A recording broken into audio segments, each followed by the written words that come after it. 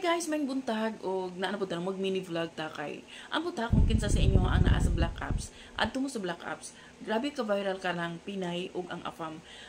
Mag-asawa sila na sila duha ka anak o karon buntis ang babae.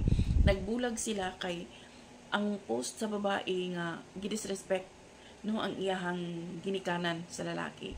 Naadtoy mga kaning afam nga lain og mga kinaiya no dili man gud tanan afam is maayo o kaning kung maminyo man gud ka og kani bitong afam dili tanan afam nga maayo og intensyon sa inyo no kumbaga ni ani sila Pilipinas nangita sila asawa para nga kumbaga na sila kahati kailangan ka magtrabaho dito kay gusto nila muhati ka sa mga bayro nun 50-50 naay mga afam nga gusto nila nga kanang nangasawa sila og Pinay kay tungod nga naay mo atiman sa ilaha kay kita manggod nga mga Pilipina traditional wife jud ta kanang maalaga mapagmahal ana good naay mga afam pod nga kana bitang kontrolado ka ginaabuso ka kanang buybuyon ka manghatag lagi tunog kwarta pero dili ka pwede mo tabang sa imuhang ginikanan kailangan siya mohatag sa imuha pero inihap unya pangutan og asa na gasto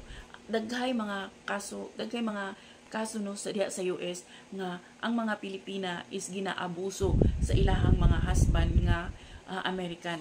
So kung kamo na amoy afam dapat inyo usang sination, dapat inyo usang panidaan kung okay ba siya. Kay kini nga afam no, grabe ang mga comment section mag-post siya, ang comment section mukampi gyud sa babae. Kay ang babae mang good, dili ta siya gusto nga ibutang bitaw sa social media. Ang lalaki man ang nag-post. Unya, ang iyang ginaingon nga giminyuan na siya kay tungod sa green card. Unya, kuan daw kanang sa tanawa na ako'y mansion, na ako'y sakyanan, na ako'y kwarta. Ang kana daw iyang asawa is walay kwarta, nagasaligra sa iya. So kumbaga ing ana ba, no lain kana bitong afam nga mamuyboy. Unya, kana ganing kwintahan ka. Grabe, lain dyan siya. Red flag dyan na siya, guys. Red flag dyan na siya. So, dapat kamo, no, kita po nga mga Pilipina, usahay mang good, na po sa ito ang kustumbre, nga ka na bitang makakita tag-afam, kung ano kita, happy siya kita, na gusto na ito, mamadto yun sa ilang lugar, no, ana, kay, dagay rason. So, dili na to sila ma-judge kung anong gusto yun sila, pero naampoy uban, nga dili po ganahan, no, parehan ako. Pag minyo na mo sa ako ang bana, nagsabot yun nga din mi sa Pinas. Kay di ko kumupuyo dito sa ilaha. Kay kung saon na lang, no. So may manindris to kay magkinaon sa pwede lagi kayo layas dire uli to sa inyo.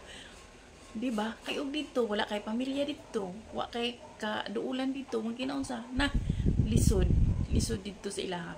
So mao nang ang uban gusto man gyud makaadto sa laing country, mao nang madto sila, no, bisa magkinaon sa. Pero mao lagi na makaadto lagi ka dito pero ginaabuso ka, di ba? So luoy ba no? Adto mo sa Black Ops, makita niyo dito grabe gyud ang ilang tubagan sa kanibitong sa lalaki o sa babae. May gani ang babae kay pag i-reply niya English. So daghay makasabot, daghan mga foreign national, mga American, UK, mga afam, mga bisag mga babae mag-comments dito nga naluoy sila sa babae. Ang lalaki ang naay problema.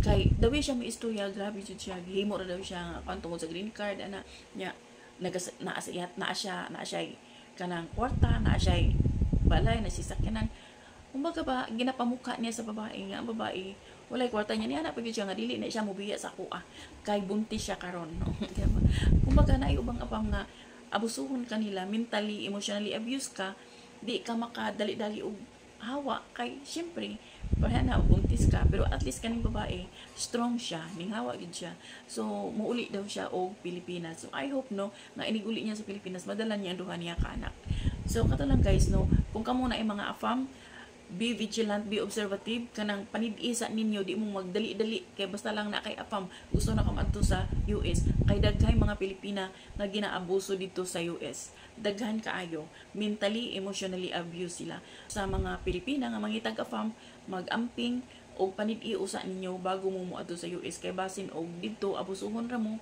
mentally may lagligig mentally emotionally o physically pa jud unya didto pa gyud kagurguron no so lisod hadlok no para sa kuha kay ako di man jud ko mo puyo dito sa ilaha no diri jud ko sa akong lugar paalag magkinaon sa dire kay ako amaning lugar So maura na siya guys. So thank you for watching og sa mga Pilipina, amping, og God bless everyone.